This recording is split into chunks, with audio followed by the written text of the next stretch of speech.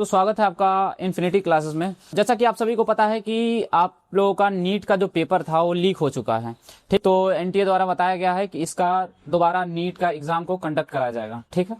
तो मुझे जहां तक लग रहा है कि ये जो एग्जाम होने वाला है या तो जून में, मई के बाद जून में 21 के बाद, मतलब ऐसा सुनने में आ रहा है कि नीट का एग्जाम हो सकता है। तो हम लोग क्या करेंगे कि हम लोग का टारगेट ये रहेगा कि हम लोग क्या करें कि जो एनसीईआरटी का जो निचोड़ है, इट मींस कि जो जिसकी पॉसिबिलिटी सबसे ज्यादा है नीट में आने की, उसको हम लोग क्या करेंगे एक एक करके हम लोग देख लेंगे यहाँ पे, ठीक है। एकदम शॉर्ट वीडियो में, जैसा कि आप लोग रील देखते हैं उस तरीके से हम लोग शॉर्ट्स के फॉर्म में हम क्या करेंगे, इसको निकाल लेंगे। जैसा कि हम इसी क्रम को आगे बढ़ाएंगे। इसी क्रम को आगे बढ़ाने के लिए हम देख रहे हैं कि एक हम नया टॉपिक लेके आए हैं, यानी कि जो सर्कुलेटरी सिस्टम में जितने भी डिजीज होते हैं उसको हम लोग क्या करेंगे यहाँ पे कंप्रेस वे में, यानी कि एकदम कंसाइज वे में हम लोग लेके आए हैं। तो इसको यहाँ पे निपटा देंगे, खत्म कर लेंगे। यहाँ से एक क्वेश्चन आने की पॉसिबिलिटी 100% है, ठीक है।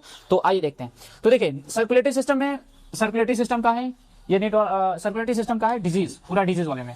तो सर्कुलेटरी सिस्टम में मेनली हम लोग को 3 4 5 डिजीज के बारे में देखना है, जिसमें सबसे पहला आता है तो आप लोग का क्या, high blood pressure. High blood pressure को एक और नाम से जाना जाता है जिसको हम लोग बोलते हैं हाइपरटेंशन। क्या बोलते हैं इसको? Hypertension. What do you mean by hypertension? Hypertension का मतलब होता है कि इसमें जो ब्लड प्रेशर होता है आदमी का, वो नॉर्मल ब्लड प्रेशर से क्या होता है, नॉर्मल ब्लड प्रेशर से बढ़ जाता है। इट मींस कि अभी नॉर्मल ब्लड प्रेशर आप लोगों को पता होगा कितना होता है, 120/80 होता है। 120/80 होता है, ये नॉर्मल ब्लड प्रेशर था। तो यहां से ये हट के क्या हो जाता है, कितना हो जाता है, 140/90 हो जाता है, ठीक है। तो ये ब्लड प्रेशर हो जाएगा, ठीक।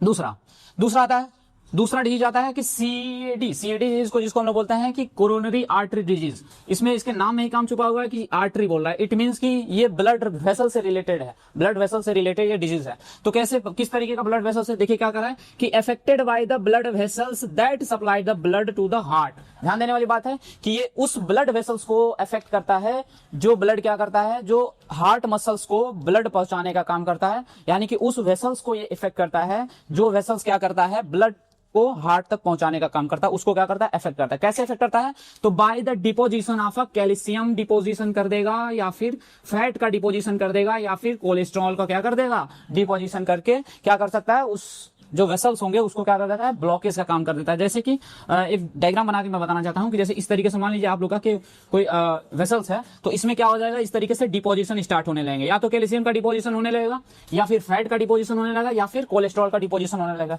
ठीक है। इस तरीके से जैसे डिपोजिशन होगा, इसकी वजह से क्या होने वाला है कि हम लोग का जो ल्यूमेन होगा, यानी कि जो ब्लड वेसल्स के अंदर का जो ये एरिया है, यानी कि जिसके थ्रू ब्लड जाता है, ये क्या हो जाता है, पतला हो जाएगा। जिसको हम लोग क्या बोलेंगे कि मेक अ नैरो मतलब होता है पतला, ल्यूमेन माने इन दोनों का, यानी कि क्या हो जाएगा, पतला हो जाएगा, ठीक। तो ये डिजीज कंप्लीट हो गया।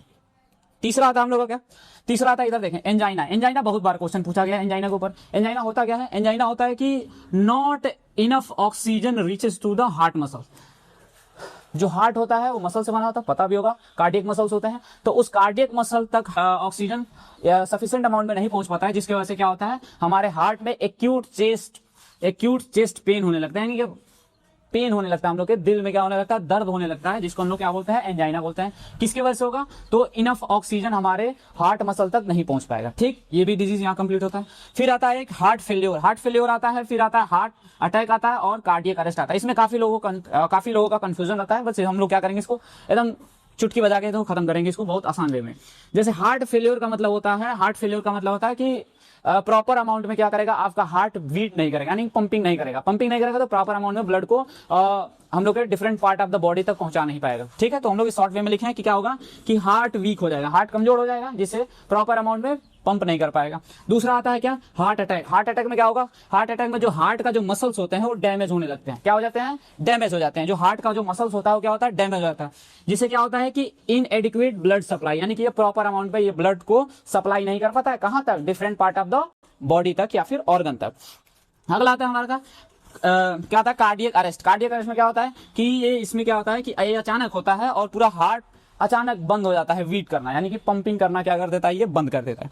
तो ये हो गया हम लोग का क्या, कार्डियक अरेस्ट, ठीक है। ये आता है एकदम नोट, इसको याद रखेंगे, इस बार नीट में आने के चांसेस इसके ज्यादा हैं। इसमें डिफरेंस पूछा जा सकता है इन तीनों में। क्या कर रहा है कि heart failure is not is equal to heart attack और कार्डियक अरेस्ट, यानी कि ये तीनों आपस में एक दूसरे से कनेक्ट नहीं करते, यानी कि ये एक बराबर नहीं होते हैं, ठीक है। एनसीईआरटी की लाइन है, ये एनसीईआरटी की लाइन है। तो क्या आपको याद रखना है कि heart failure is not is equal to heart attack is not is equal to cardiac arrest, ठीक है। तो यदि आपको ये समझ में आया होगा तो वीडियो को लाइक करें और चैनल को सब्सक्राइब करें। फिर मिलते हैं अगले वीडियो में। धन्यवाद।